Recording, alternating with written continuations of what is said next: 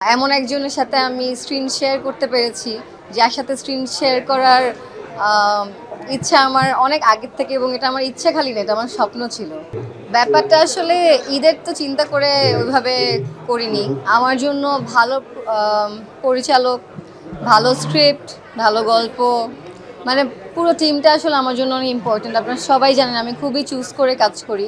So যখন ভালো গল্প বা ভালো কোনো প্রজেক্ট হয়, সিনেমা আসে, তখন আমার মনে হয় যে মানে আমি এটা মিস করতে চাই না। আমি ভালো সিনেমার সাথে থাকতে চাই। অ্যান্ড এই ঈদে উৎসব আসছে। উৎসব আসলে উৎসবের মতোই হচ্ছে। সবাই পরিবার নিয়ে ছবিটা দেখতে হবে, কারণ পরিবার ছাড়া দেখা নিষেধ। আর এখানে যারা কাস্টিং আছে, আম, আমার জন্য এটা বড় একটা ব্লেসিং যে I could share the screen with এরকম এত বড় বড় মানুষ।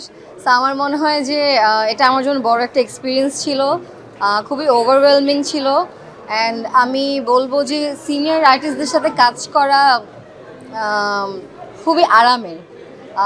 ছোটোবেলা থেকে ওনাদের কাজ দেখে এসেছি, এবং আমরা জানি যে 90s যারা কিডস আমরা, তাদের জন্য আসলে এই মুখগুলো খুবই পরিচিত, এবং আমাদের চাইল্ডহুড মেমোরির সাথে কানেক্টেড। সো সিনেমাটা খুবই মজার এবং খুবই দুর্দান্ত হবে। তানিম নূর একজন খুবই ভালো ডিরেক্টর, আর রাশেদ জামান ডিওপি হিসাবে দুর্দান্ত।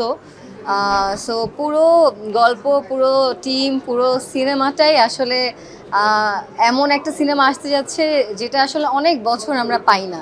So I don't think anyone would want to miss it. And সবাই খুবই পছন্দ করবে, সবাই উৎসব দেখতে হলে আসবেন। এবং আমি আমার চরিত্রটা নিয়ে খুব বেশি কিছু বলতে চাই না, হলে যেয়ে দেখতে হবে আসলে সুনেরা কোন চরিত্র করেছে।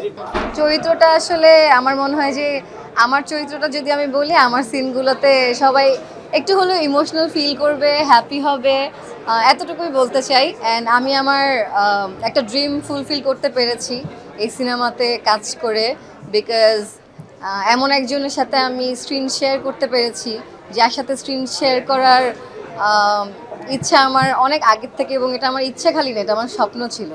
সো হ্যাঁ, একটা স্বপ্ন পূরণ হয়েছে। পুরো শুটিংটাই মানে মজার এক্সপিরিয়েন্স ছিল। এখানে আসলে শুটিং শুটিং টাইপের মনে হয়নি, পুরোটা উৎসবই মনে হয়েছে আমার কাছে। সবাই খুব মিলেমিশে কাজ করেছি, এবং যখন একটা ভালো টিম থাকে আসলে ছবিটা না মানে শুটিংটা অটোমেটিক্যালি খুবই মজার হয়ে যায়, এবং তখন মনে হয় না যে কাজ করছি, মনে হচ্ছিল যে সেলিব্রেট করছি।